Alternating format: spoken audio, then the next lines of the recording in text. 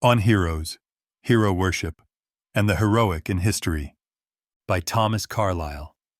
Recording by Peter Banks. Lecture 5, The Hero as Man of Letters, Johnson Rousseau, Burns. Hero gods, prophets, poets, priests are forms of heroism that belong to the old ages, make their appearance in the remotest times. Some of them have ceased to be possible long since, and cannot any more show themselves in this world.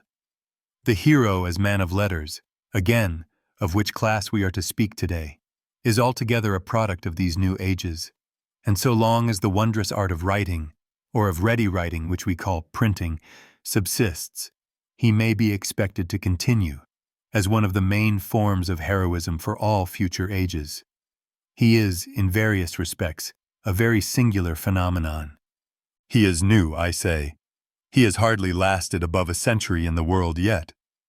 Never, till about 100 years ago, was there seen any figure of a great soul living apart in that anomalous manner, endeavoring to speak forth the inspiration that was in him by printed books, and find place and subsistence by what the world would please to give him for doing that. Much had been sold and bought, and left to make its own bargain in the marketplace, but the inspired wisdom of a heroic soul never till then in that naked manner. He, with his copyrights and copy-wrongs, in his squalid garret, in his rusty coat, ruling, for this is what he does, from his grave, after death, whole nations and generations who would or would not give him bread while living, is a rather curious spectacle. Few shapes of heroism can be more unexpected. Alas, the hero from of old has had to cramp himself into strange shapes. The world knows not well at any time what to do with him, so foreign is his aspect in the world. It seemed absurd to us that men, in their rude admiration, should take some wise great Odin for a god, and worship him as such, some wise great Mahomet for one god inspired, and religiously follow his law for 12 centuries.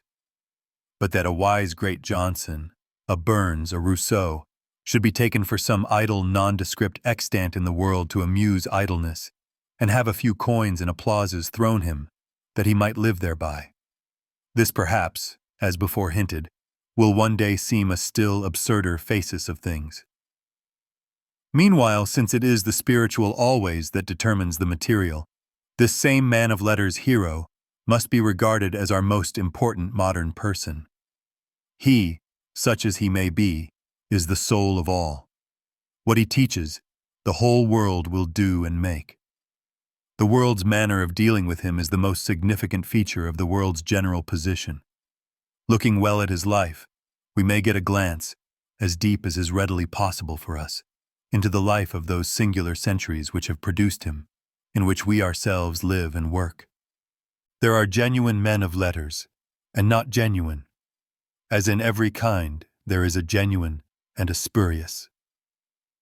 If hero be taken to mean genuine, then I say the hero, as man of letters, will be found discharging a function for us, which is ever honorable, ever the highest, and was once well known to be the highest. He is uttering forth, in such way as he has, the inspired soul of him, all that a man, in any case, can do. I say inspired, for what we call originality, sincerity, genius, the heroic quality we have no good name for, signifies that. The hero is he who lives in the inward sphere of things, in the true, divine, and eternal, which exists always, unseen to most, under the temporary, trivial. His being is in that. He declares that abroad by act or speech as it may be in declaring himself abroad. His life, as we said before, is a piece of the everlasting heart of nature herself. All men's life is. But the weak many know not the fact, and are untrue to it in most times. The strong few are strong, heroic, perennial, because it cannot be hidden from them. The man of letters, like every hero, is there to proclaim this in such sort as he can. Intrinsically, it is the same function which the old generations named a man prophet, priest, divinity for doing, which all manner of heroes by speech or by act are sent into the world to do. Fichte, the German philosopher, delivered, some 40 years ago at Erlangen, a highly remarkable course of lectures on this subject. Weber, Das Wesen des Gelehrten, on the nature of the literary man. Fichte, in conformity with the transcendental philosophy, of which he was a distinguished teacher, declares first, that all things which we see or work with in this earth, especially we ourselves and all persons, are as a kind of vesture or sensuous appearance, that under all there lies, as the essence of them, what he calls the divine idea of the world. This is the reality which lies at the bottom of all appearance. To the mass of men no such divine idea is recognizable in the world.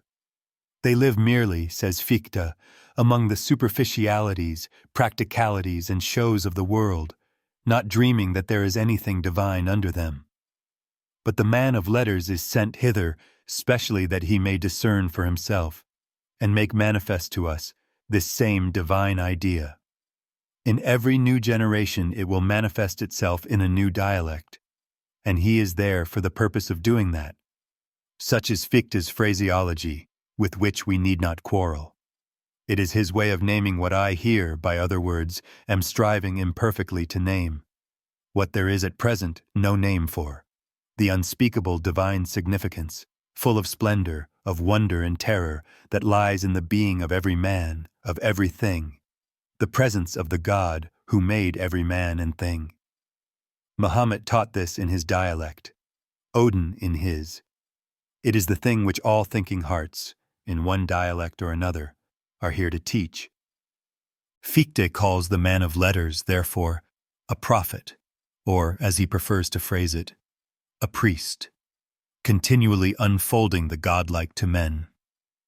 Men of letters are a perpetual priesthood, from age to age, teaching all men that a God is still present in their life, that all appearance, whatsoever we see in the world, is but as a vesture for the divine idea of the world, for that which lies at the bottom of appearance. In the true literary man there is thus ever, acknowledged or not by the world, a sacredness. He is the light of the world's priest, guiding it, like a sacred pillar of fire, in its dark pilgrimage through the waste of time. Fichte discriminates with sharp zeal the true literary man, what we here call the hero as man of letters, from multitudes of false unheroic. Whoever lives not wholly in this divine idea or living partially in it, struggles not. As for the one good, to live wholly in it, he is, let him live where else he like, in what pomps and prosperities he like, no literary man. He is, says Fichte, a bungler, stumper. Or at best, if he belong to the prosaic provinces, he may be a hodman. Fichte even calls him elsewhere a nonentity, and has, in short, no mercy for him, no wish that he should continue happy among us. This is Fichte's notion of the man of letters. It means, in its own form, precisely what we here mean. In this point of view, I consider that, for the last 100 years, by far the notablest of all literary men is Fichte's countryman, Goethe. To that man, too, in a strange way, there was given what we may call a life in the divine idea of the world, vision of the inward divine mystery. And strangely, out of his books, the world rises imaged once more as godlike, the workmanship and temple of a god. Illuminated all, not in fierce, impure fire splendor as of Muhammad, but in mild celestial radiance, really a prophecy in these most unprophetic times, to my mind, by far the greatest, though one of the quietest, among all the great things that have come to pass in them. Our chosen specimen of the hero as literary man would be this Goethe, and it were a very pleasant plan for me here to discourse of his heroism, for I consider him to be a true hero, heroic in what he said and did, and perhaps still more in what he did not say and did not do. To me a noble spectacle, a great heroic ancient man, speaking and keeping silence as an ancient hero in the guise of a most modern, high-bred, high-cultivated man of letters. We have had no such spectacle, no man capable of affording such for the last 150 years. But at present, such is the general state of knowledge about Goethe, it were worse than useless to attempt speaking of him in this case. Speak as I might, Goethe, to the great majority of you, would remain problematic, vague. No impression but a false one could be realized. Him we must leave to future times.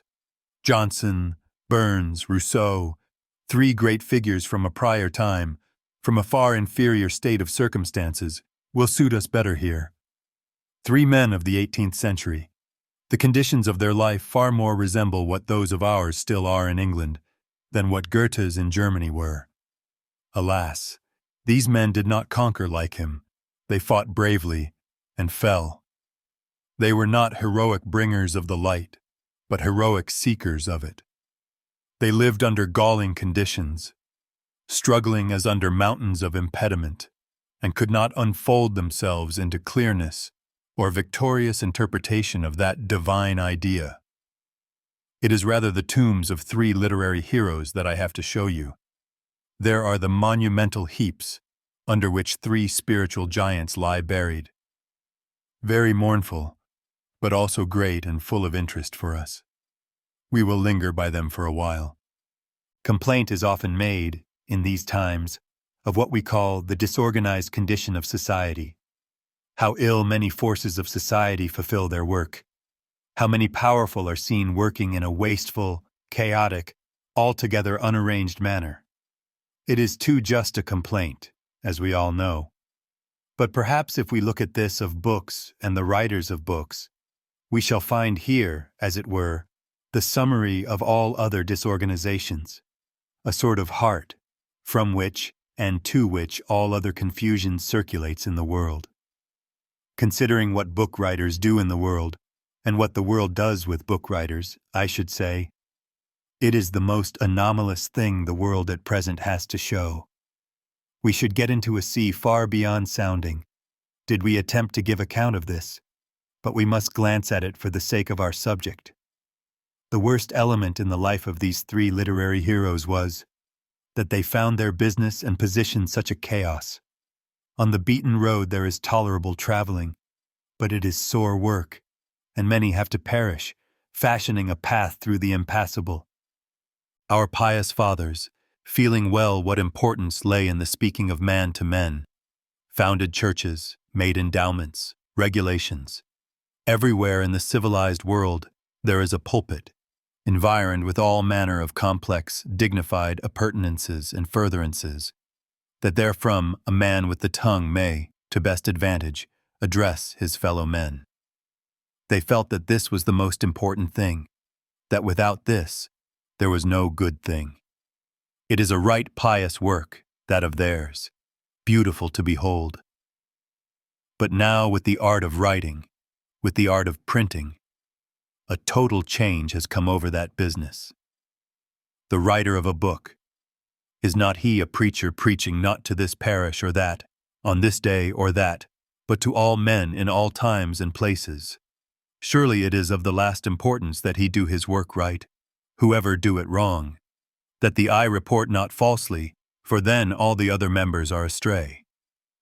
Well, how he may do his work, whether he do it right or wrong, or do it at all, is a point which no man in the world has taken the pains to think of. To a certain shopkeeper, trying to get some money for his books, if lucky, he is of some importance. To no other man of any. Whence he came, whither he is bound, by what ways he arrived, by what he might be furthered on his course, no one asks. He is an accident in society. He wanders like a wild Ishmaelite, in a world of which he is as the spiritual light, either the guidance or the misguidance. Certainly the art of writing is the most miraculous of all things man has devised. Odin's runes were the first form of the work of a hero. Books' written words are still miraculous runes, the latest form. In books lies the soul of the whole past time, the articulate audible voice of the past, when the body and material substance of it has altogether vanished like a dream. Mighty fleets and armies, harbors and arsenals, Vast cities, high-domed, many-engined, they are precious, great. But what do they become? Agamemnon, the many Agamemnons, Pericleses and their Greece, all is gone now to some ruined fragments, dumb mournful wrecks and blocks. But the books of Greece, their Greece, to every thinker, still very literally lives, can be called up again into life. No magic rune is stranger than a book. All that mankind has done, thought, gained, or been, it is lying as in magic preservation in the pages of books. They are the chosen possession of men. Do not books still accomplish miracles, as runes were fabled to do? They persuade men. Not the wretchedest circulating library novel, which foolish girls thumb and con in remote villages, but will help to regulate the actual practical weddings and households of those foolish girls. So Celia felt. So Clifford acted. The foolish theorem of life, stamped into those young brains, comes out as a solid practice one day. Consider whether any rune in the wildest imagination of mythologist ever did such wonders as, on the actual firm earth, some books have done. What built St. Paul's Cathedral? Look at the heart of the matter. It was that divine Hebrew book, the word partly of the man Moses, an outlaw tending his Midianitish herds, 4,000 years ago, in the wildernesses of Sinai.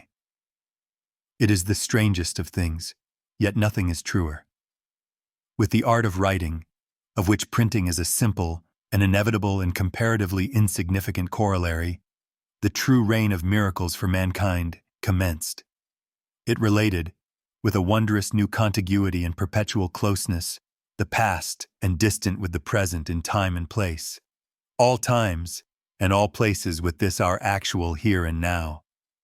All things were altered for men, all modes of important work of men, teaching, preaching, governing, and all else. To look at teaching, for instance. Universities are a notable, respectable product of the modern ages. Their existence, too, is modified, to the very basis of it, by the existence of books. Universities arose while there were yet no books procurable, while a man, for a single book, had to give an estate of land. That, in those circumstances, when a man had some knowledge to communicate, he should do it by gathering the learners round him, face to face, was a necessity for him. If you wanted to know what Abelard knew, you must go and listen to Abelard. Thousands, as many as 30,000, went to hear Abelard and that metaphysical theology of his. And now for any other teacher who had also something of his own to teach, there was a great convenience opened. So many thousands eager to learn were already assembled yonder. Of all places, the best place for him was that. For any third teacher it was better still, and grew ever the better, the more teachers there came. It only needed now that the king took notice of this new phenomenon, combined or agglomerated the various schools into one school, gave it edifices, privileges, encouragements, and named it Universitas, or School of All Sciences. The University of Paris, in its essential characters, was there. The model of all subsequent universities, which down even to these days for 6 centuries now have gone on to found themselves. Such, I conceive, was the origin of universities. It is clear, however, that with this simple circumstance, facility of getting books, the whole conditions of the business from top to bottom were changed. Once invent printing, you metamorphosed all universities or superseded them. The teacher needed not now to gather men personally round him that he might speak to them what he knew, printed in a book, and all learners far and wide for a trifle had it each at his own fireside, much more effectually to learn it. Doubtless, there is still peculiar virtue in speech. Even writers of books may still, in some circumstances, find it convenient to speak also. Witness our present meeting here. There is, one would say, and must ever remain while man has a tongue, a distinct province for speech as well as for writing and printing. In regard to all things, this must remain. to universities among others. But the limits of the two have nowhere yet been pointed out, ascertained, much less put in practice.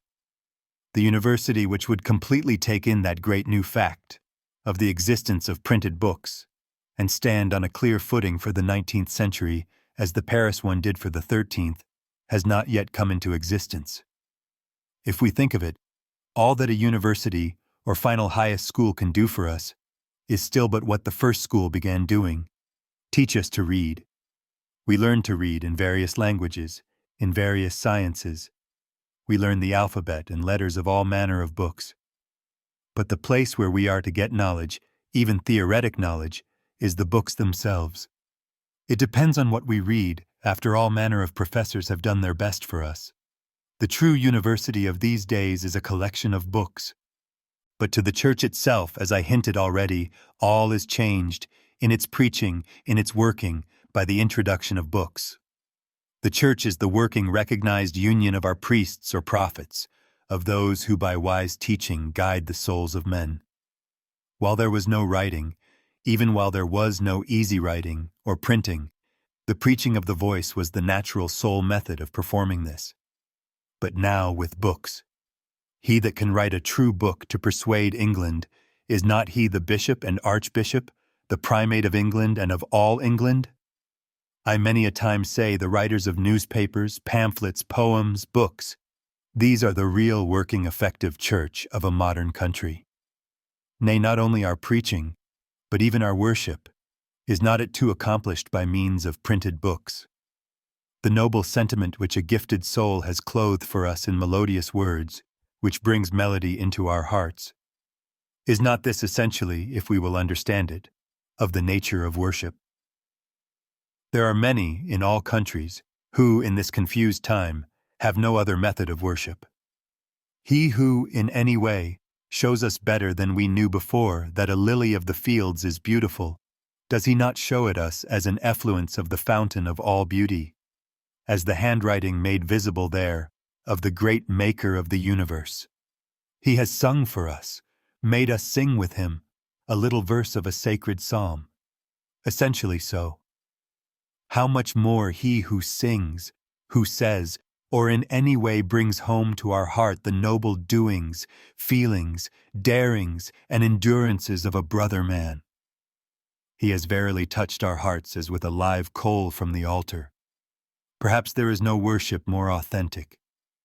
Literature, so far as it is literature, is an apocalypse of nature, a revealing of the open secret. It may well enough be named in Fichte's style, a continuous revelation of the godlike in the terrestrial and common. The godlike does ever, in very truth, endure there, is brought out, now in this dialect, now in that, with various degrees of clearness.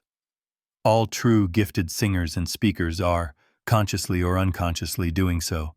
The dark, stormful indignation of a Byron, so wayward and perverse, may have touches of it, nay, the withered mockery of a French skeptic, his mockery of the false, a love and worship of the true. How much more the sphere harmony of a Shakespeare, of a Goethe, the cathedral music of a Milton. They are something too, those humble genuine lark notes of a Burns, skylark, starting from the humble furrow, far overhead into the blue depths, and singing to us so genuinely there.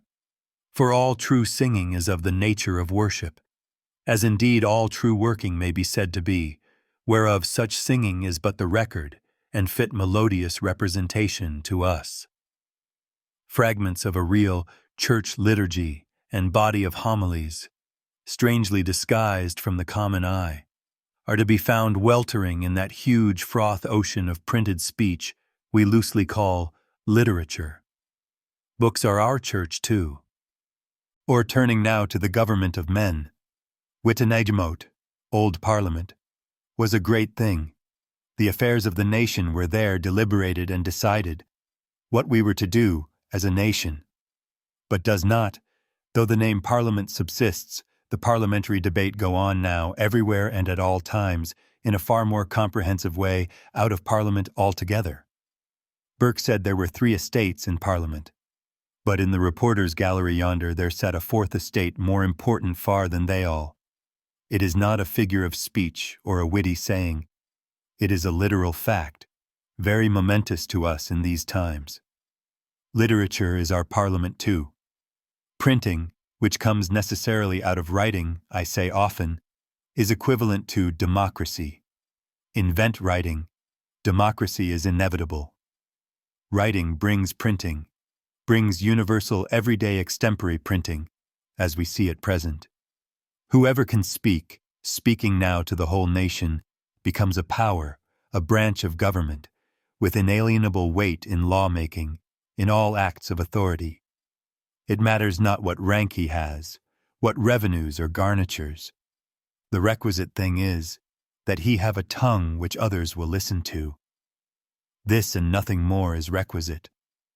The nation is governed by all that has tongue in the nation. Democracy is virtually there. Add only that whatsoever power exists will have itself, by and by, organized, working secretly under bandages, obscurations, obstructions. It will never rest till it get to work free, unencumbered, visible to all. Democracy virtually extant will insist on becoming palpably extant.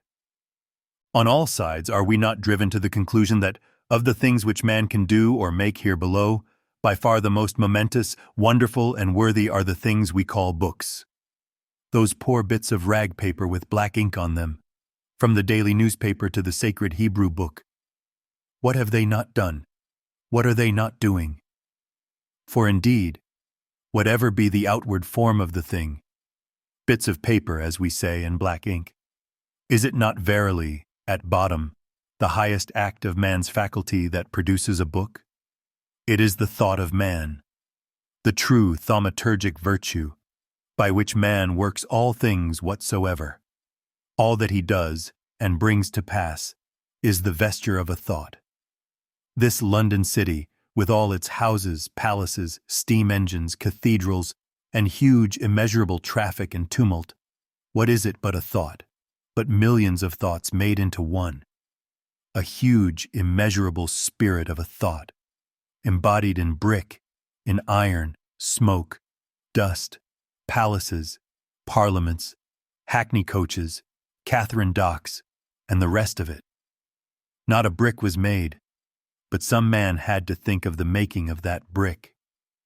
The thing we called bits of paper with traces of black ink is the purest embodiment a thought of man can have. No wonder it is, in all ways, the activist and noblest.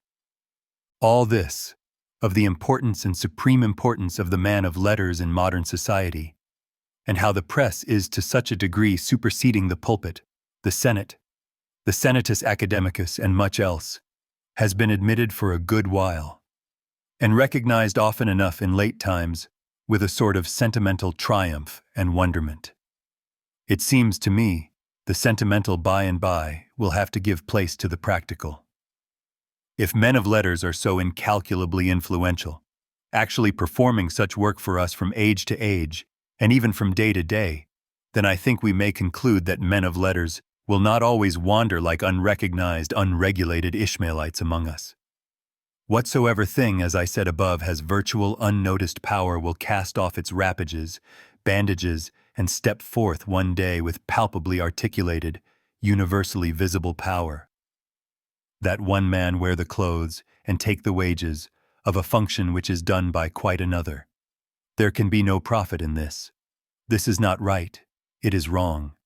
And yet, alas, the making of it right, what a business for long times to come.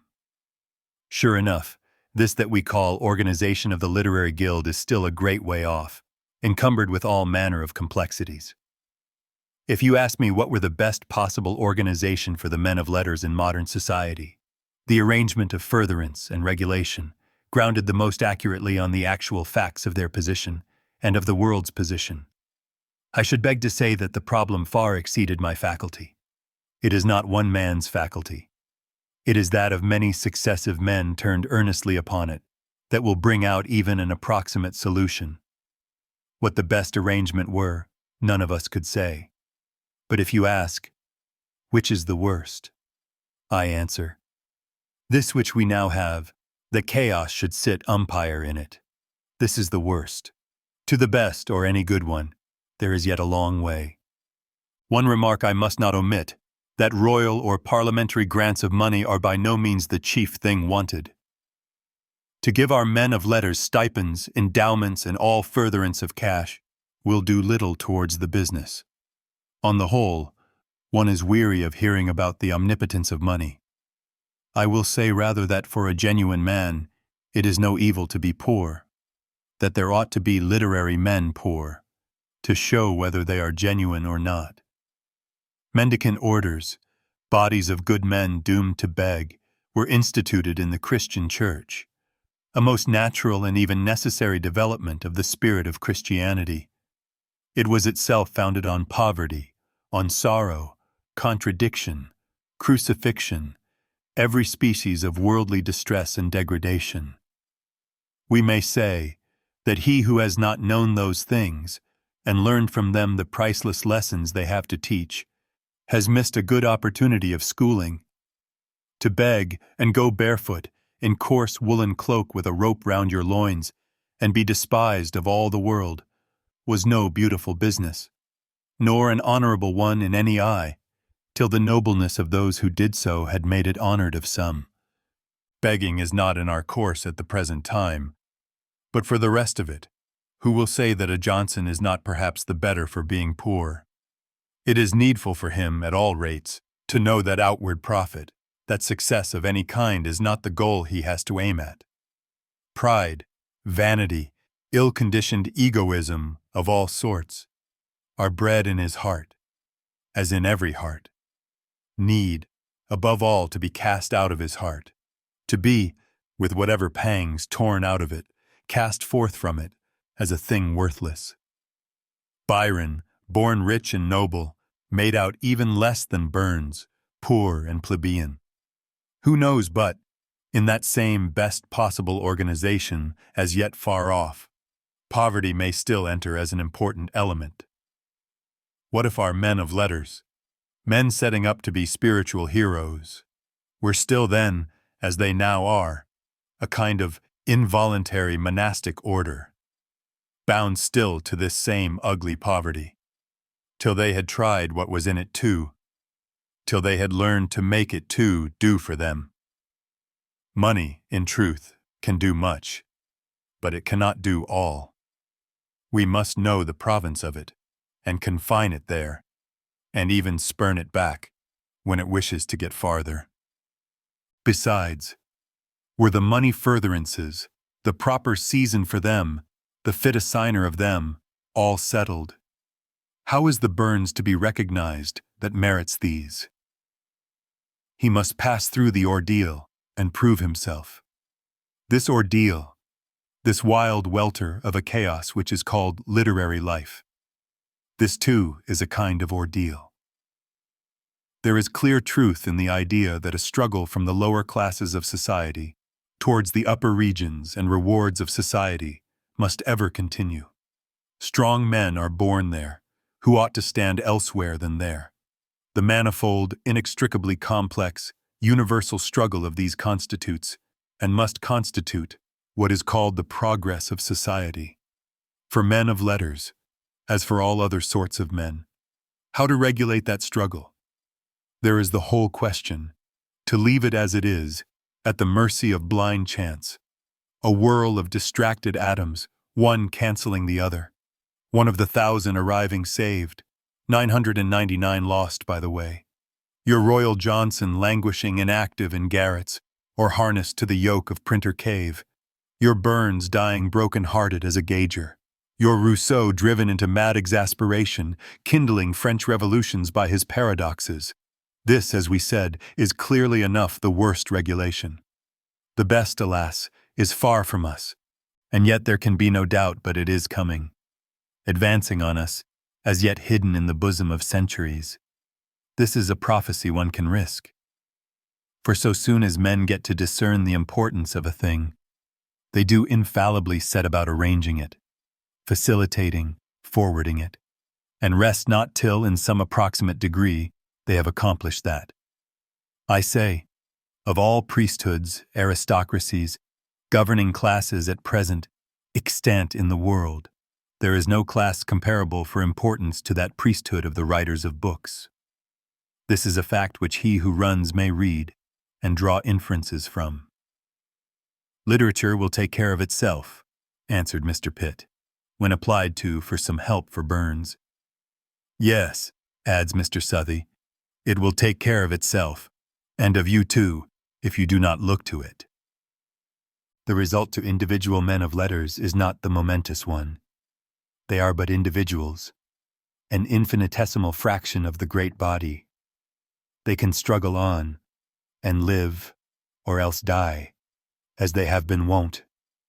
But it deeply concerns the whole society, whether it will set its light on high places, to walk thereby, or trample it under foot, and scatter it in all ways of wild waste, not without conflagration, as heretofore. Light is the one thing wanted for the world. Put wisdom in the head of the world will fight its battle victoriously, and be the best world man can make it. I called this anomaly of a disorganic literary class the heart of all other anomalies, at once product and parent. Some good arrangement for that would be as the punctum saliens of a new vitality and just arrangement for all. Already in some European countries, in France, in Prussia, one traces some beginnings of an arrangement for the literary class, indicating the gradual possibility of such. I believe that it is possible, that it will have to be possible. By far the most interesting fact I hear about the Chinese is one on which we cannot arrive at clearness, but which excites endless curiosity even in the dim state.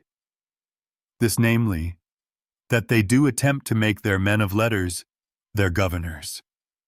It would be rash to say one understood how this was done, or with what degree of success it was done. All such things must be very unsuccessful, yet a small degree of success is precious. The very attempt, how precious. There does seem to be, all over China, a more or less active search everywhere to discover the men of talent that grow up in the young generation. Schools there are for everyone. A foolish sort of training, yet still a sort. The youths who distinguish themselves in the lower school are promoted into favorable stations in the higher, that they may still more distinguish themselves, forward and forward. It appears to be out of these that the official persons and incipient governors are taken. These are they whom they try first, whether they can govern or not. And surely with the best hope, for they are the men that have already shown intellect. Try them. They have not governed or administered as yet. Perhaps they cannot. But there is no doubt they have some understanding, without which no man can. Neither is understanding a tool, as we are too apt to figure. It is a hand which can handle any tool. Try these men. They are of all others the best worth trying. Surely there is no kind of government, constitution, revolution, social apparatus or arrangement that I know of in this world, so promising to one's scientific curiosity as this. The man of intellect at the top of affairs. This is the aim of all constitutions and revolutions, if they have any aim. For the man of true intellect, as I assert and believe always, is the noble-hearted man withal, the true, just, humane and valiant man. Get him for governor, all is got. Fail to get him, though you had constitutions plentiful as blackberries, and a parliament in every village, there is nothing yet got. These things look strange, truly, and are not such as we commonly speculate upon. But we are fallen into strange times. These things will require to be speculated upon, to be rendered practicable, to be in some way put in practice. These, and many others. On all hands of us, there is the announcement, audible enough, that the old empire of routine has ended, that to say a thing has long been is no reason for its continuing to be. The things which have been are fallen into decay, are fallen into incompetence. Large masses of mankind in every society of our Europe are no longer capable of living at all by the things which have been.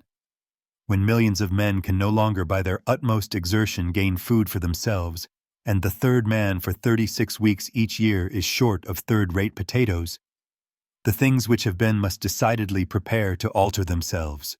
I will now quit this of the organization of men of letters.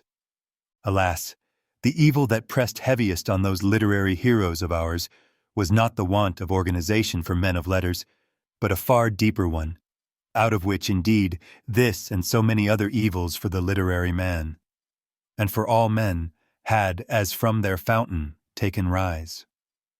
That our hero as man of letters had to travel without highway, companionless, through an inorganic chaos, and to leave his own life and faculty lying there, as a partial contribution towards pushing some highway through it.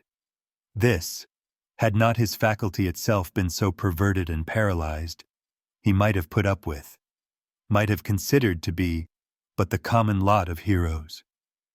His fatal misery was the spiritual paralysis, so we may name it, of the age in which his life lay, whereby his life too, do what he might, was half paralyzed. The 18th was a skeptical century, in which little word there is a whole Pandora's box of miseries. Skepticism means not intellectual doubt alone, but moral doubt. All sorts of infidelity, insincerity, spiritual paralysis. Perhaps, in few centuries that one could specify since the world began, was a life of heroism more difficult for a man. That was not an age of faith, an age of heroes. The very possibility of heroism had been, as it were, formally abnegated in the minds of all. Heroism was gone forever. Triviality, formalism, and commonplace were come forever. The age of miracles had been, or perhaps had not been, but it was not any longer. An effete world, wherein wonder, greatness, godhood, could not now dwell. In one word, a godless world. How mean, dwarfish are their ways of thinking in this time, compared not with the Christian Shakespeares and Miltons, but with the old pagan scalds, with any species of believing men. The living tree Yggdrasil, with the melodious prophetic waving of its worldwide boughs, deep-rooted as Hela, has died out into the clanking of a world machine. Tree and machine contrast these two things. I, for my share, declare the world to be no machine. I say that it does not go by wheel and pinion motives, self-interests, checks, balances, that there is something far other in it than the clank of spinning jennies and parliamentary majorities, and on the whole, that it is not a machine at all. The old Norse heathen had a truer motion of God's world than these poor machine skeptics. The old heathen Norse were sincere men, but for these poor skeptics, there was no sincerity, no truth. Half-truth and hearsay was called truth.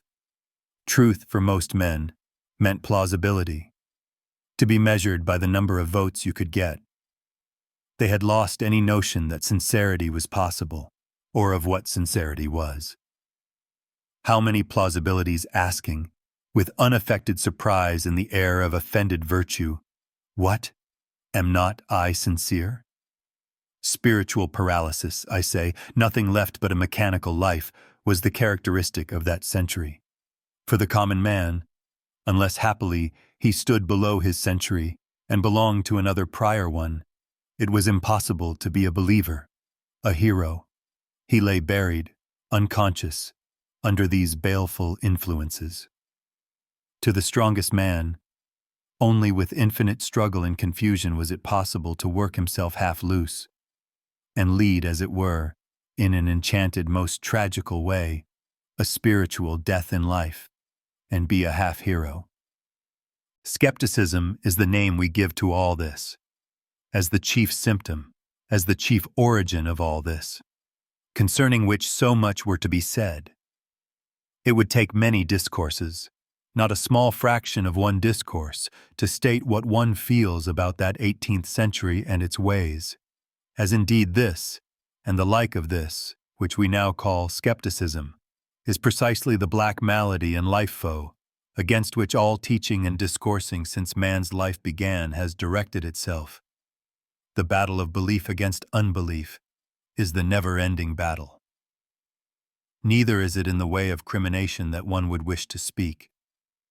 Skepticism, for that century we must consider as the decay of old ways of believing, the preparation afar off for new, better, and wider ways.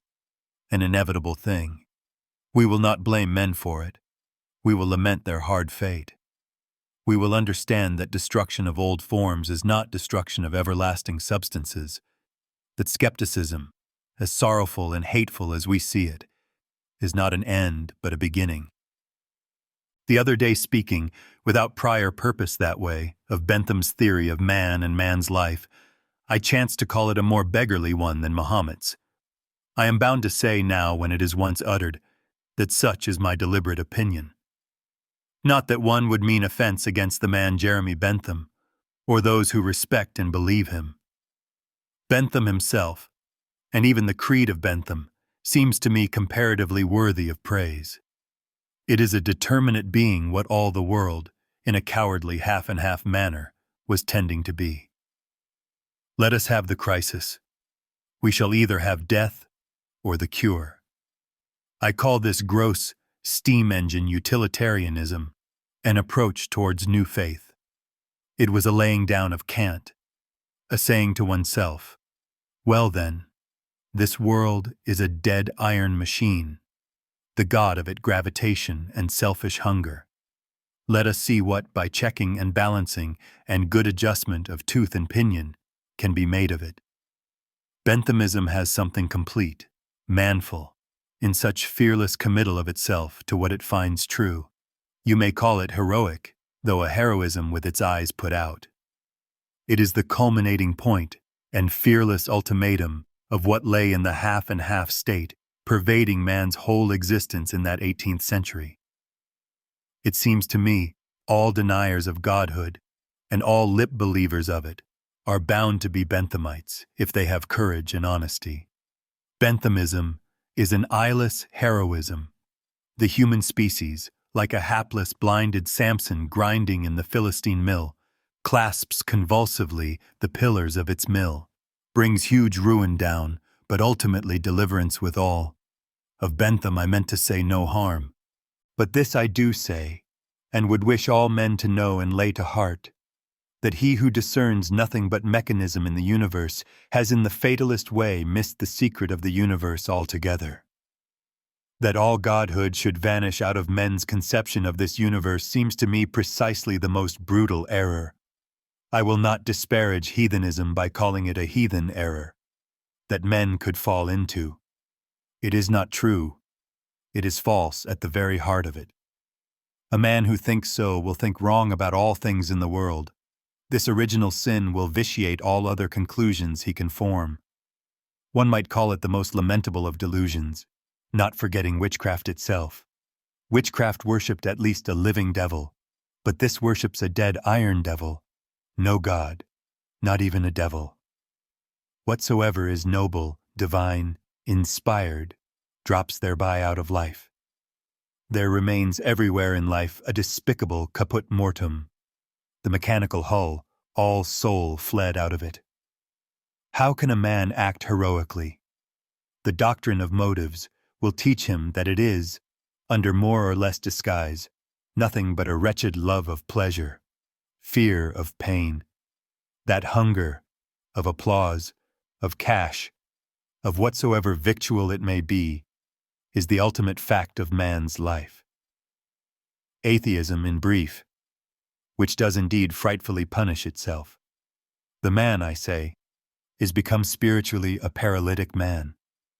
This godlike universe a dead mechanical steam engine, all working by motives, checks, balances, and I know not what, wherein, as in the detestable belly of some Phalaris bull of his own contriving, he the poor Phalaris sits miserably dying. Belief I define to be the healthy act of a man's mind. It is a mysterious, indescribable process, that of getting to believe. Indescribable, as all vital acts are. We have our mind given us, not that it may cavil and argue, but that it may see into something, give us clear belief and understanding about something, whereon we are then to proceed to act. Doubt, truly, is not itself a crime. Certainly we do not rush out, clutch up the first thing we find, and straightway believe that. All manner of doubt, inquiry, gurnoskepsis as it is named, about all manner of objects, dwells in every reasonable mind. It is the mystic working of the mind on the object it is getting to know and believe. Belief comes out of all this, above ground, like the tree from its hidden roots. But now if, even on common things, we require that a man keep his doubts silent, and not babble of them till they in some measure become affirmations or denials, how much more in regard to the highest things, impossible to speak of in words at all. That a man parade his doubt, and get to imagine that debating and logic, which means at best only the manner of telling us your thought, your belief or disbelief, about a thing, is the triumph and true work of what intellect he has. Alas, this is as if you should overturn the tree, and instead of green boughs, leaves, and fruits, show us ugly taloned roots turned up into the air, and no growth, only death and misery going on. For the skepticism, as I said, is not intellectual only. It is moral also. A chronic atrophy and disease of the whole soul. A man lives by believing something, not by debating and arguing about many things. A sad case for him when all that he can manage to believe is something he can button in his pocket, and with one or the other organ eat and digest. Lower than that he will not get. We call those ages in which he gets so low the mournfulest, sickest, and meanest of all ages. The world's heart is palsied, sick. How can any limb of it be whole? Genuine acting ceases in all departments of the world's work. Dexterous similitude of acting begins. The world's wages are pocketed. The world's work is not done. Heroes have gone out. Quacks have come in. Accordingly, what century, since the end of the Roman world, which also was a time of skepticism, simulacra, and universal decadence, so abounds with quacks as that 18th? Consider them, with their tumid sentimental vaporing about virtue, benevolence, the wretched quack squadron, Cagliostro at the head of them. Few men were without quackery. They had got to consider it a necessary ingredient and amalgam for truth. Chatham, our brave Chatham himself, comes down to the house, all wrapped and bandaged. He has crawled out in great bodily suffering, and so on. Forgets, says Walpole, that he is acting the sick man. In the fire of debate, snatches his arm from the sling and oratorically swings and brandishes it.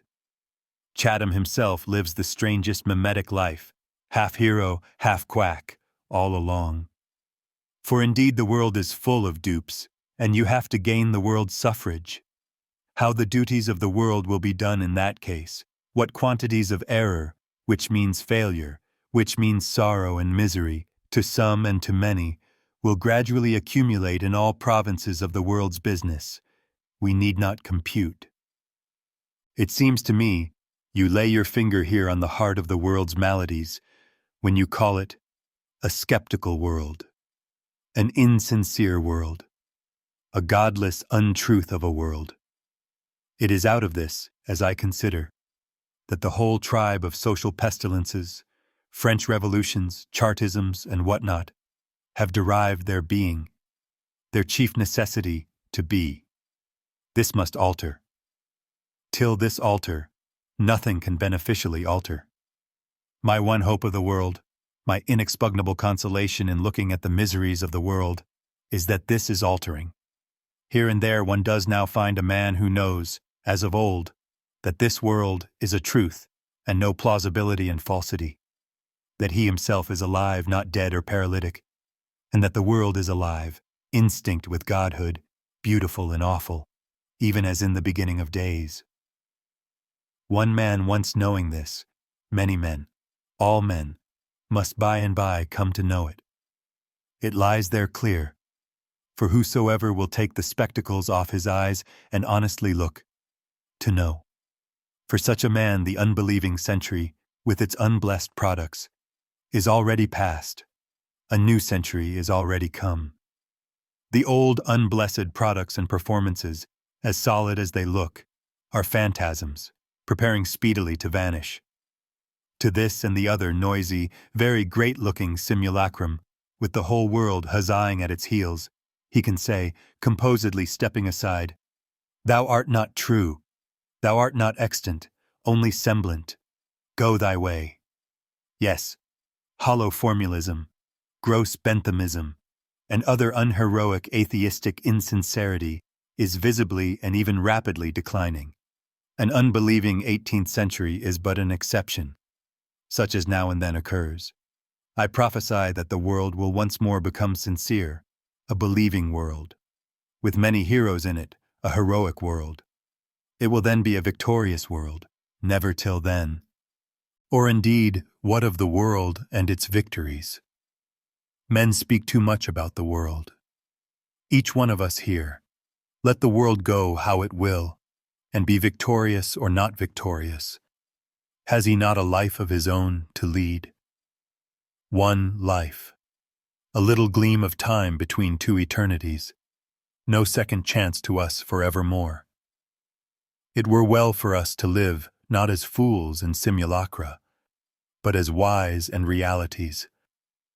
The world's being saved will not save us, nor the world's being lost destroy us. We should look to ourselves. There is great merit here in the duty of staying at home. And on the whole, to say truth, I never heard of worlds being saved in any other way. That mania of saving worlds is itself a piece of the 18th century with its windy sentimentalism. Let us not follow it too far. For the saving of the world, I will trust confidently to the Maker of the world, and look a little to my own saving, which I am more competent to. In brief, for the world's sake and for our own, we will rejoice greatly that skepticism, insincerity, mechanical atheism, with all their poison dews, are going, and as good as gone. Now it was under such conditions, in those times of Johnson, that our men of letters had to live. Times in which there was properly no truth in life. Old truths had fallen nigh dumb. The new lay yet hidden, not trying to speak. That man's life here below was a sincerity in fact, and would forever continue such. No new intimation in that dusk of the world had yet dawned. No intimation, not even any French Revolution, which we define to be a truth once more, though a truth clad in hellfire. How different was the Luther's pilgrimage, with its assured goal, from the Johnsons', girt with mere traditions, suppositions, grown now incredible, unintelligible. Mahomet's formulas were of wood waxed and oiled, and could be burnt out of one's way. Poor Johnson's were far more difficult to burn. The strong man will ever find work, which means difficulty, pain, to the full measure of his strength.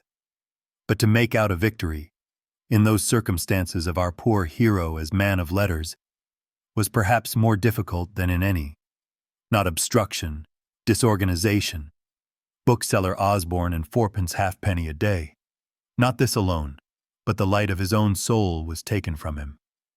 No landmark on the earth. And alas, what is that to having no lodestar in the heaven? We need not wonder that none of those three men rose to victory. That they fought truly is the highest praise. With a mournful sympathy we will contemplate, if not three living victorious heroes, as I said, the tombs of three fallen heroes. They fell for us too, making a way for us. There are the mountains which they hurled abroad in their confused war of the giants, under which, their strength and life spent, they now lie buried. I have already written of these three literary heroes, expressly or incidentally. What I suppose is known to most of you. What need not be spoken or written a second time. They concern us here as the singular prophets of that singular age, for such they virtually were, and the aspect they and their world exhibit under this point of view might lead us into reflections enough. I call them, all three, Genuine men, more or less. Faithfully, for most part unconsciously, struggling to be genuine and plant themselves on the everlasting truth of things. This to a degree that eminently distinguishes them from the poor artificial mass of their contemporaries, and renders them worthy to be considered as speakers, in some measure, of the everlasting truth, as prophets in that age of theirs. By nature herself, a noble necessity was laid on them to be so. They were men of such magnitude that they could not live on unrealities. Clouds, froth, and all inanity gave way under them. There was no footing for them but on firm earth, no rest or regular motion for them, if they got not footing there. To a certain extent they were sons of nature once more in an age of artifice, once more original men. As for Johnson, I have always considered him to be, by nature, one of our great English souls, a strong and noble man, so much left undeveloped in him to the last. In a kindlier element, what might he not have been? Poet, priest, sovereign ruler. On the whole, a man must not complain of his element, of his time or the like. It is thriftless work doing so. His time is bad. Well then, he is there to make it better. Johnson's youth was poor, isolated, hopeless, very miserable. Indeed, it does not seem possible that, in any the favorablest outward circumstances, Johnson's life could have been other than a painful one. The world might have had more of profitable work out of him, or less. But his effort against the world's work could never have been a light one. Nature, in return for his nobleness, had said to him, "Live in an element of diseased sorrow." Nay, perhaps the sorrow and the nobleness were intimately and even inseparably connected with each other. At all events, poor Johnson had to go about girt with continual hypochondria, physical and spiritual pain. Like a Hercules with the burning Nessus shirt on him, which shoots in on him dull, incurable misery. The Nessus shirt not to be stripped off, which is his own natural skin. In this manner he had to live. Figure him there, with his scrofulous diseases, with his great greedy heart, an unspeakable chaos of thoughts, stalking mournful as a stranger in this earth, eagerly devouring what spiritual thing he could come at, school languages and other merely grammatical stuff, if there were nothing better. The largest soul that was in all England, and provision made for it of 4 halfpenny a day, yet a giant invincible soul, a true man's. One remembers always that story of the shoes at Oxford, the rough, seamy-faced, raw-boned college servitor stalking about, in winter season, with his shoes worn out, how the charitable gentleman commoner secretly places a new pair at his door, and the raw-boned servitor, lifting them, looking at them near, with his dim eyes, with what thoughts, pitches them out of window. Wet feet, mud, frost, hunger, or what you will. But not beggary. We cannot stand beggary. Rude, stubborn self-help here. A whole world of squalor, rudeness, confused misery and want, yet of nobleness and manfulness withal. It is a type of the man's life, this pitching away of the shoes. An original man, not a second-hand, borrowing or begging man.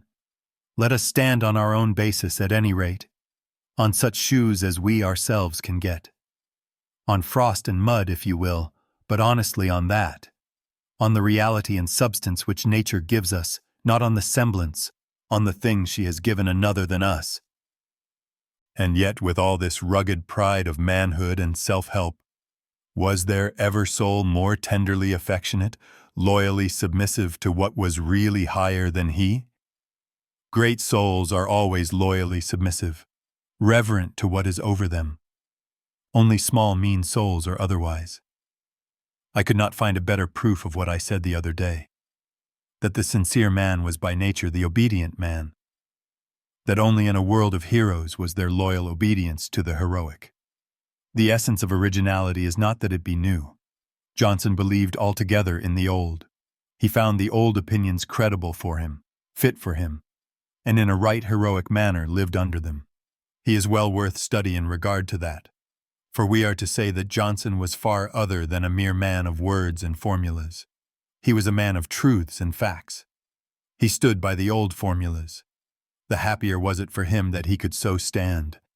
But in all formulas that he could stand by, there needed to be a most genuine substance.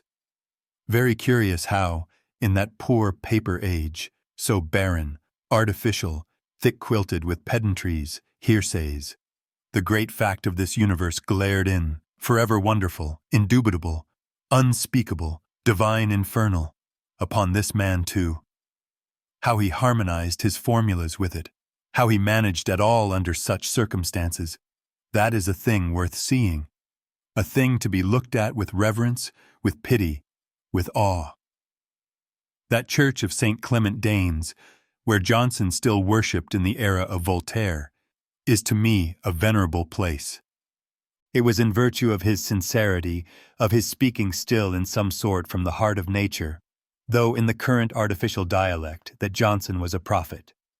Are not all dialects artificial? Artificial things are not all false. Nay, every true product of nature will infallibly shape itself. We may say all artificial things are, at the starting of them, true. What we call formulas are not in their origin bad. They are indispensably good. Formula is method, habitude, found wherever man is found. Formulas fashion themselves as paths do, as beaten highways, leading toward some sacred or high object, whither many men are bent. Consider it. One man, full of heartfelt, earnest impulse, finds out a way of doing somewhat, were it of uttering his soul's reverence for the highest, were it but of fitly saluting his fellow man. An inventor was needed to do that, a poet. He has articulated the dim struggling thought that dwelt in his own and many hearts. This is his way of doing that. These are his footsteps, the beginning of a path. And now see, the second man travels naturally in the footsteps of his foregoer. It is the easiest method. In the footsteps of his foregoer, yet with improvements, with changes where such seem good, at all events with enlargements, the path ever widening itself as more travel it, till at last there is a broad highway whereon the whole world may travel and drive. While there remains a city or shrine, or any reality to drive to, at the farther end, the highway shall be right welcome. When the city is gone, we will forsake the highway. In this manner, all institutions, practices, regulated things in the world have come into existence and gone out of existence. Formulas all begin by being full of substance. You may call them the skin, the articulation into shape, into limbs and skin, of a substance that is already there. They had not been there otherwise. Idols, as we said, are not idolatrous till they become doubtful, empty for the worshipper's heart. Much as we talk against formulas, I hope no one of us is ignorant with all of the high significance of true formulas, that they were and will ever be the indispensablest furniture of our habitation in this world. Mark, too, how little Johnson boasts of his sincerity. He has no suspicion of his being particularly sincere, of his being particularly anything. A hard-struggling, weary-hearted man, or scholar as he calls himself, trying hard to get some honest livelihood in the world, not to starve, but to live, without stealing. A noble unconsciousness is in him. He does not engrave truth on his watch seal. No, but he stands by truth, speaks by it, works and lives by it. Thus it ever is. Think of it once more. The man whom nature has appointed to do great things is, first of all, furnished with that openness to nature which renders him incapable of being insincere. To his large, open, deep-feeling heart, nature is a fact. All hearsay is hearsay. The unspeakable greatness of this mystery of life, let him acknowledge it or not, nay, even though he seem to forget it or deny it, is ever present to him, fearful and wonderful, on this hand and on that. He has a basis of sincerity, unrecognized, because never questioned or capable of question. Mirabeau, Mahomet, Cromwell, Napoleon, all the great men I ever heard of have this as the primary material of them.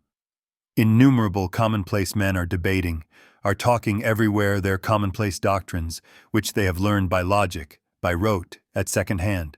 To that kind of man all this is still nothing. He must have truth, truth which he feels to be true. How shall he stand otherwise? His whole soul, at all moments, in all ways, tells him that there is no standing. He is under the noble necessity of being true.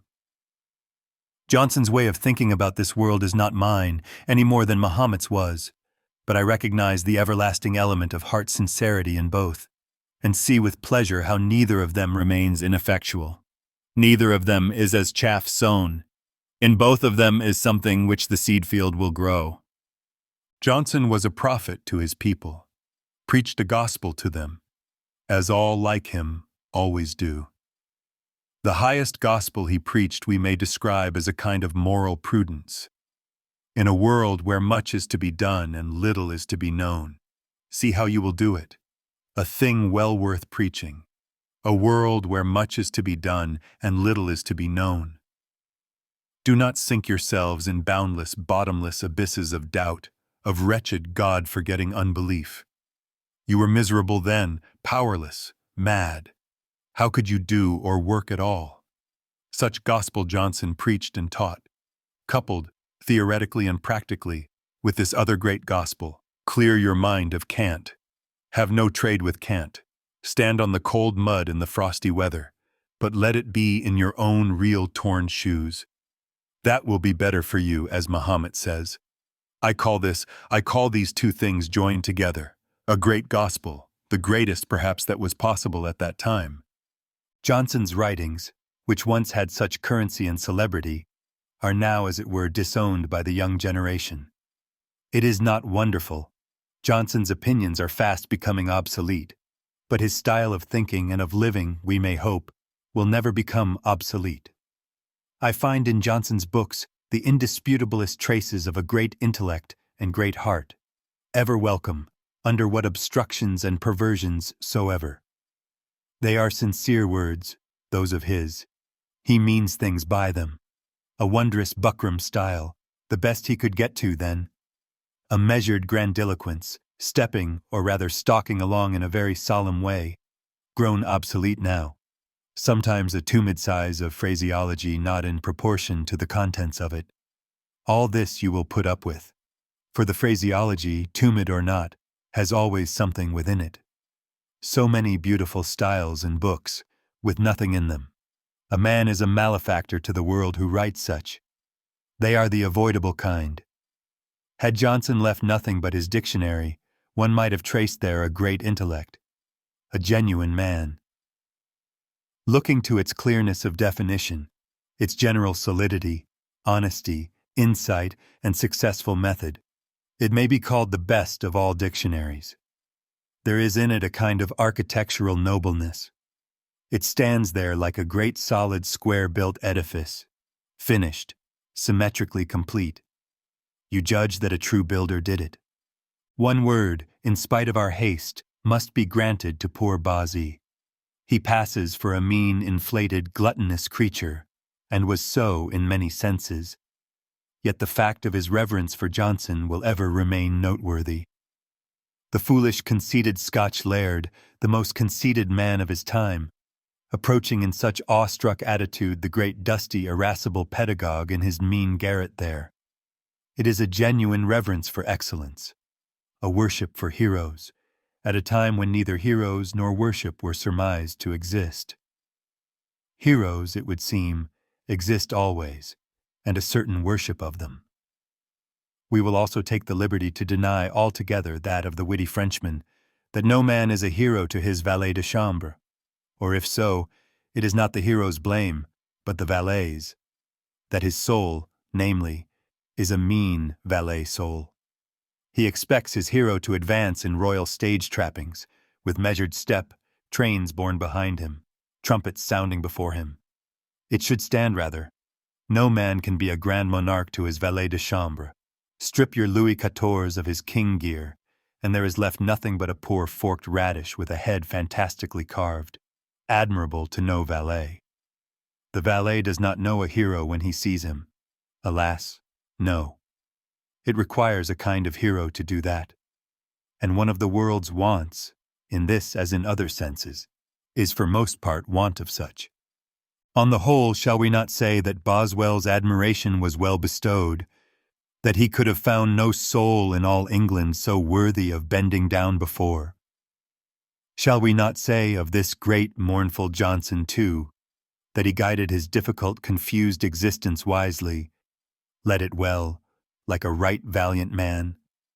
That waste chaos of authorship by trade, that waste chaos of skepticism in religion and politics, in life theory and life practice, in his poverty, in his dust and dimness, with the sick body and the rusty coat, he made it do for him, like a brave man.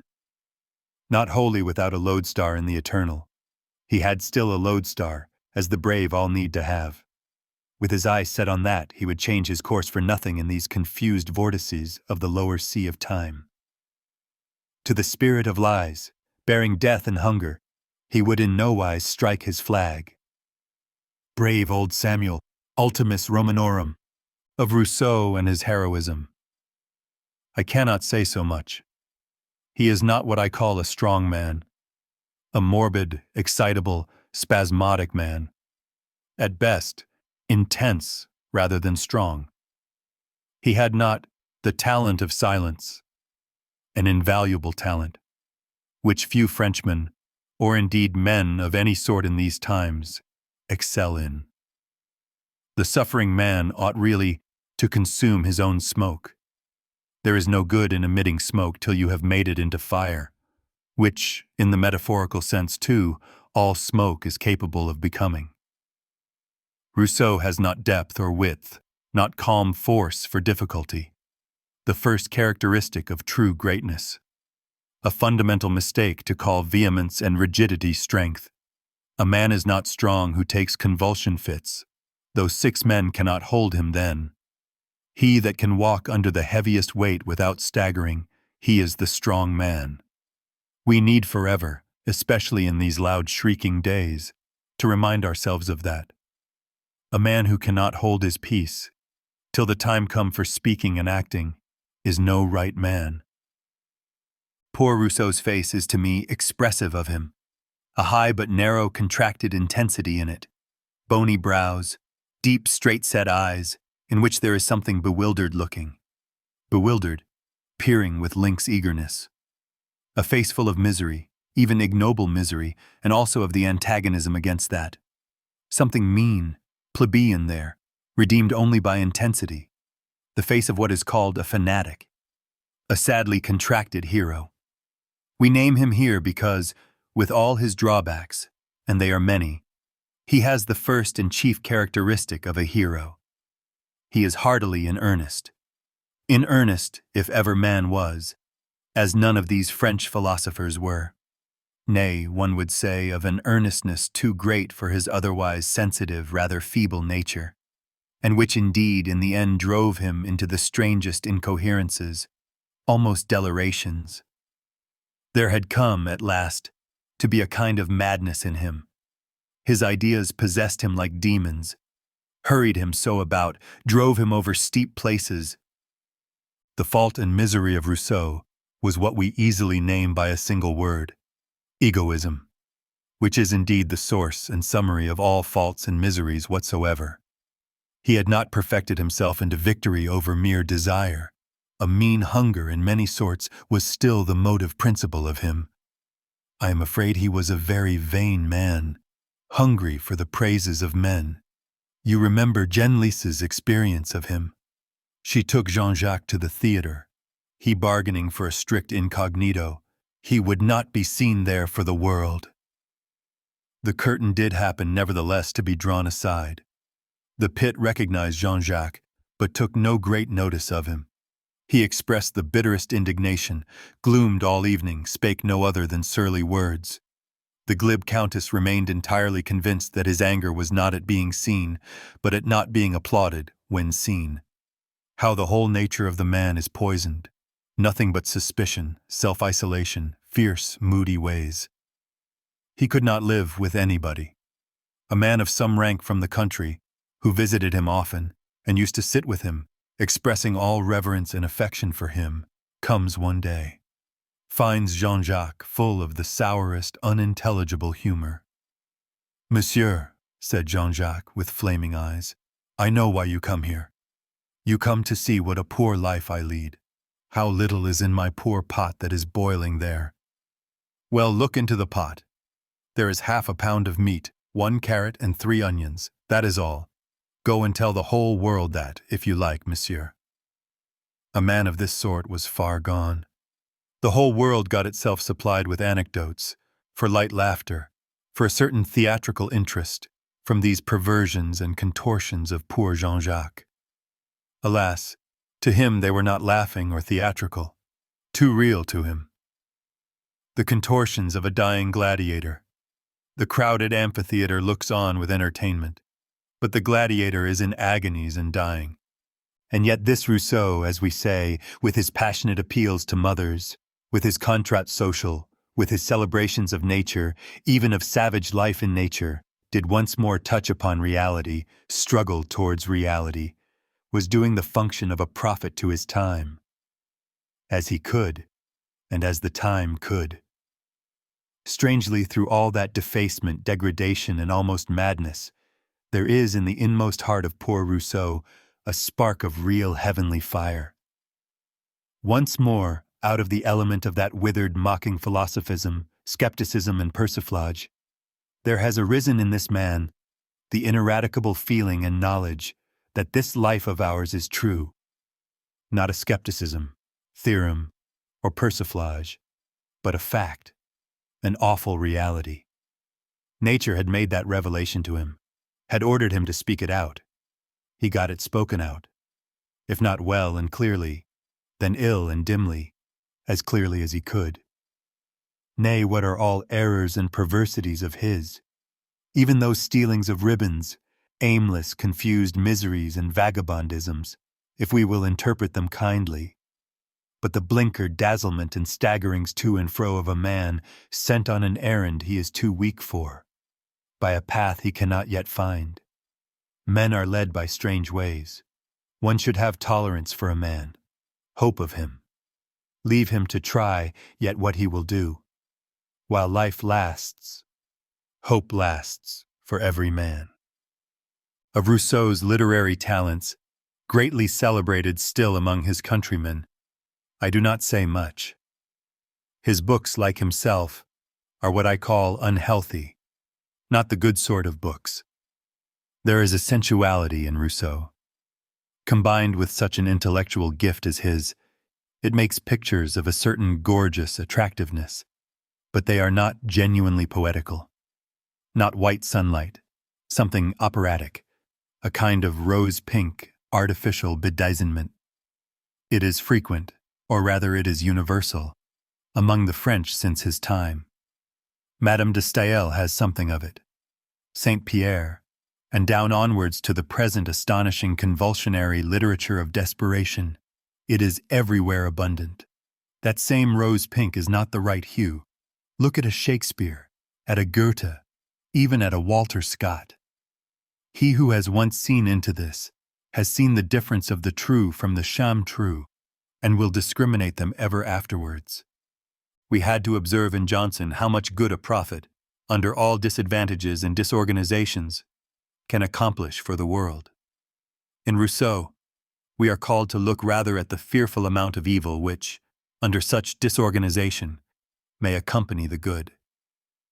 Historically, it is a most pregnant spectacle, that of Rousseau, banished into Paris garrets, in the gloomy company of his own thoughts and necessities there, driven from post to pillar, fretted, exasperated till the heart of him went mad. He had grown to feel deeply that the world was not his friend, nor the world's law. It was expedient, if any way possible, that such a man should not have been set in flat hostility with the world. He could be cooped into garrets, laughed at as a maniac, left to starve like a wild beast in his cage, but he could not be hindered from setting the world on fire. The French Revolution found its evangelist in Rousseau. His semi-delirious speculations on the miseries of civilized life, the preferability of the savage to the civilized and such like, helped well to produce a whole delirium in France generally. True, you may well ask. What could the world, the governors of the world, do with such a man? Difficult to say what the governors of the world could do with him. What he could do with them is unhappily clear enough. Guillotine a great many of them. Enough now of Rousseau. It was a curious phenomenon in the withered, unbelieving second-hand 18th century, that of a hero starting up among the artificial pasteboard figures and productions in the guise of a Robert Burns. Like a little well in the rocky desert places, like a sudden splendor of heaven in the artificial Vauxhall. People knew not what to make of it. They took it for a piece of the Vauxhall firework.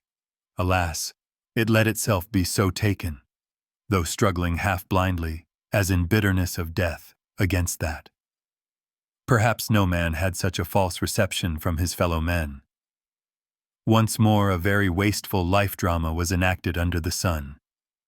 The tragedy of Burns's life is known to all of you. Surely we may say, if discrepancy between place held and place merited constitute perverseness of lot for a man, no lot could be more perverse than Burns's. Among those second-hand acting figures, mimes for most part, of the 18th century, once more a giant original man, one of those men who reach down to the perennial deeps, who take rank with the heroic among men. And he was born in a poor Ayrshire hut. The largest soul of all the British lands came among us in the shape of a hard-handed Scottish peasant. His father, a poor toiling man, tried various things, did not succeed in any, was involved in continual difficulties. The steward, factor as the Scotch call him, used to send letters and threatenings, Burns says, which threw us all into tears. The brave, hard-toiling, hard-suffering father, his brave heroine of a wife, and those children of whom Robert was one. In this earth, so wide otherwise, no shelter for them. The letters threw us all into tears. Figure it. The brave father, I say always. A silent hero and poet, without whom the son had never been a speaking one. Burns's schoolmaster came afterwards to London, learnt what good society was, but declares that in no meeting of men did he ever enjoy better discourse than at the hearth of this peasant. And his poor 7 acres of nursery ground, not that, nor the miserable patch of clay farm, nor anything he tried to get a living by, would prosper with him. He had a sore, unequal battle all his days, but he stood to it valiantly, a wise, faithful, unconquerable man, swallowing down how many sore sufferings daily into silence, fighting like an unseen hero, nobody publishing newspaper paragraphs about his nobleness, voting pieces of plate to him. However, he was not lost. Nothing is lost. Robert is there the outcome of him, and indeed of many generations of such as him. This Burns appeared under every disadvantage, uninstructed, poor, born only to hard manual toil, and writing, when it came to that, in a rustic special dialect, known only to a small province of the country he lived in. Had he written, even what he did write, in the general language of England, I doubt not he had already become universally recognized as being, or capable to be, one of our greatest men. That he should have tempted so many to penetrate through the rough husk of that dialect of his is proof that there lay something far from common within it. He has gained a certain recognition and is continuing to do so over all quarters of our wide Saxon world. Wheresoever a Saxon dialect is spoken, it begins to be understood, by personal inspection of this and the other, that one of the most considerable Saxon men of the 18th century was an Ayrshire peasant named Robert Burns. Yes, I will say, here too was a piece of the right Saxon stuff, strong as the heart's rock, rooted in the depths of the world, rock, yet with wells of living softness in it. A wild, impetuous whirlwind of passion and faculty slumbered quiet there, such heavenly melody dwelling in the heart of it, a noble, rough genuineness, homely, rustic, honest, true simplicity of strength, with its lightning fire, with its soft, dewy pity, like the old Norse Thor, the peasant god. Burns's brother Gilbert, a man of much sense and worth, has told me that Robert, in his young days, in spite of their hardship, was usually the gayest of speech, a fellow of infinite frolic, laughter, sense, and heart. Far pleasanter to hear there, stripped cutting peats in the bog or such like, than he ever afterwards knew him. I can well believe it. This basis of mirth, fond galard, as old Marquis Mirabeau calls it, a primal element of sunshine and joyfulness, coupled with his other deep and earnest qualities, is one of the most attractive characteristics of Burns. A large fund of hope dwells in him. Spite of his tragical history, he is not a mourning man. He shakes his sorrows gallantly aside, bounds forth victorious over them. It is as the lion shaking dewdrops from his mane, as the swift bounding horse that laughs at the shaking of the spear. But indeed, hope, mirth, of the sort like Burns's, are they not the outcome properly of warm, generous affection, such as is the beginning of all to every man? You would think it strange if I called Burns the most gifted British soul we had in all that century of his, and yet I believe the day is coming when there will be little danger in saying so. His writings, all that he did under such obstructions, are only a poor fragment of him. Professor Stewart remarked very justly, what indeed is true of all poets good for much, that his poetry was not any particular faculty, but the general result of a naturally vigorous, original mind expressing itself in that way. Burns's gifts, expressed in conversation, are the theme of all that ever heard him. All kinds of gifts, from the gracefulest utterances of courtesy to the highest fire of passionate speech, loud floods of mirth, soft wailings of affection, laconic emphasis, clear piercing insight, all was in him. Witty duchesses celebrate him as a man whose speech led them off their feet.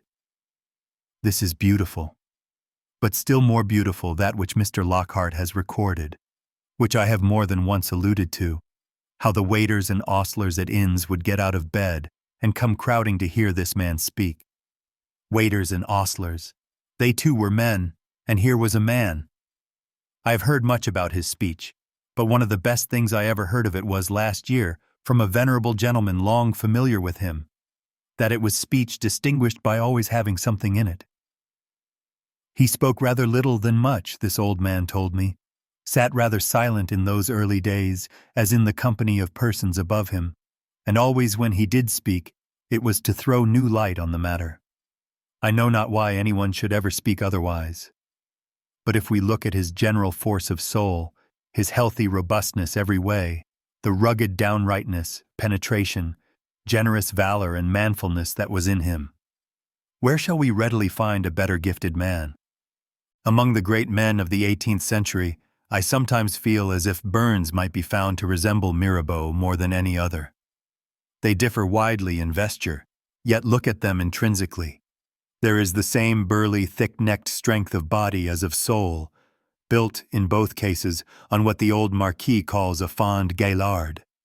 By nature, by course of breeding, indeed by nation, Mirabeau has much more of bluster, a noisy, forward, unresting man. But the characteristic of Mirabeau, too, is veracity and sense, power of true insight, superiority of vision. The thing that he says is worth remembering. It is a flash of insight into some object or other. So do both these men speak. The same raging passions, capable, too, in both of manifesting themselves as the tenderest noble affections. Wit, wild laughter, energy, directness, sincerity, these were in both. The types of the two men are not dissimilar. Burns, too, could have governed, debated in national assemblies, politicized as few could. Alas, the courage which had to exhibit itself in capture of smuggling schooners in the Solway Frith, in keeping silence over so much, where no good speech, but only inarticulate rage was possible.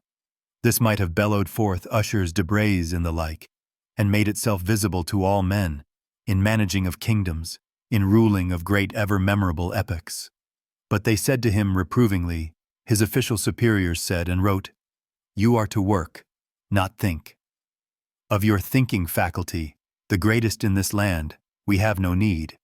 You are to gauge beer there, for that only are you wanted." Very notable, and worth mentioning, though we know what is to be said and answered. As if thought, power of thinking, were not, at all times, in all places and situations of the world, precisely the thing that was wanted. The fatal man, is he not always the unthinking man? The man who cannot think and see, but only grope and hallucinate and missee the nature of the thing he works with. He missees it, mistakes it, as we say, takes it for one thing, and it is another thing, and leaves him standing like a futility there. He is the fatal man, unutterably fatal, put in the high places of men. Why complain of this? Say some. Strength is mournfully denied its arena. That was true from of old. Doubtless, and the worse for the arena, answer I. Complaining profits little, stating of the truth may profit.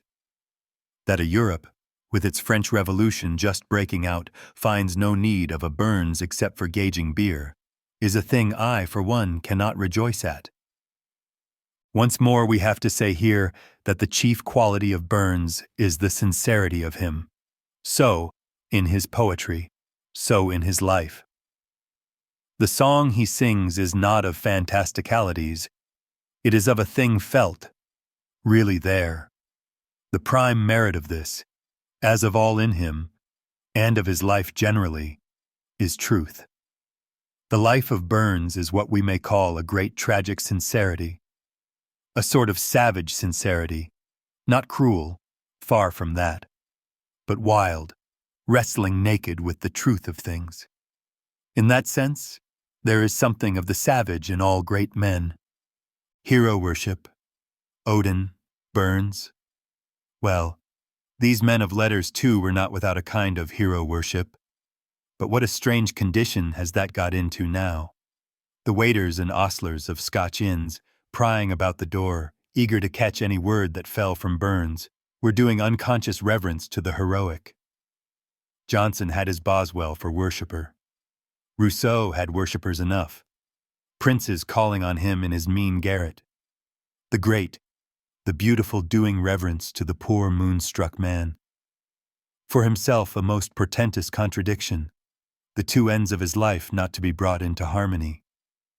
He sits at the tables of grandees, and has to copy music for his own living.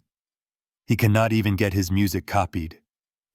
"By dint of dining out," says he, "I run the risk of dying by starvation at home." For his worshippers too a most questionable thing.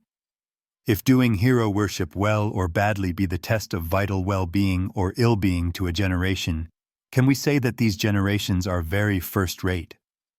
And yet our heroic men of letters do teach, govern, our kings, priests, or what you like to call them. Intrinsically there is no preventing it by any means whatever. The world has to obey him who thinks and sees in the world.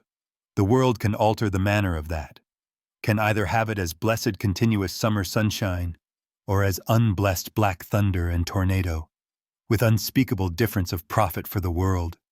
The manner of it is very alterable. The matter and fact of it is not alterable by any power under the sky. Light, or failing that, lightning. The world can take its choice. Not whether we call an Odin god, prophet, priest, or what we call him, but whether we believe the word he tells us. There it all lies. If it be a true word, we shall have to believe it. Believing it, we shall have to do it. What name or welcome we give him or it is a point that concerns ourselves mainly. It, the new truth, new deeper revealing of the secret of this universe, is verily of the nature of a message from on high, and must and will have itself obeyed. My last remark is on that notablest phasis of Burns's history, his visit to Edinburgh. Often it seems to me as if his demeanor there were the highest proof he gave of what a fund of worth and genuine manhood was in him. If we think of it, Few heavier burdens could be laid on the strength of a man. So sudden, all common lionism, which ruins innumerable men, was as nothing to this. It is as if Napoleon had been made a king of, not gradually, but at once from the artillery lieutenancy in the regiment La Fère. Burns, still only in his 27th year, is no longer even a plowman. He is flying to the West Indies to escape disgrace and a jail. This month he is a ruined peasant, his wages £7 a year, and these gone from him. Next month he is in the blaze of rank and beauty, handing down jeweled duchesses to dinner, the cynosure of all eyes.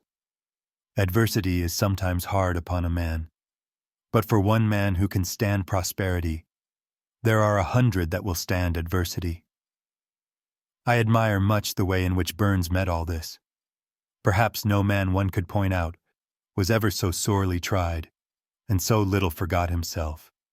Tranquil, unastonished, not abashed, not inflated, neither awkwardness nor affectation. He feels that there is the man Robert Burns, that the rank is but the guinea stamp, that the celebrity is but the candlelight, which will show what man, not in the least make him a better or other man.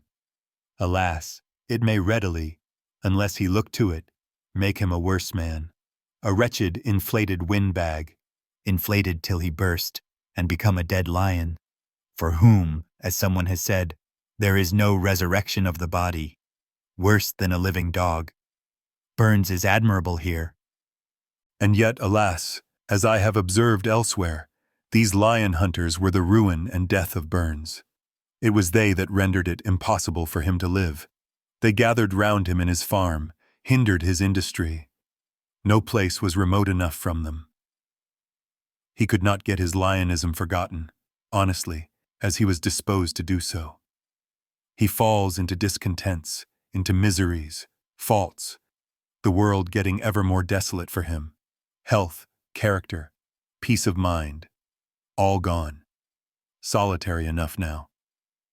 It is tragical to think of. These men came but to see him. It was out of no sympathy with him, nor no hatred to him. They came to get a little amusement. They got their amusement, and the hero's life went for it. Richter says, in the island of Sumatra, there is a kind of light chafers, large fireflies, which people stick upon spits and illuminate the ways with at night. Persons of condition can thus travel with a pleasant radiance, which they much admire. Great honor to the fireflies, but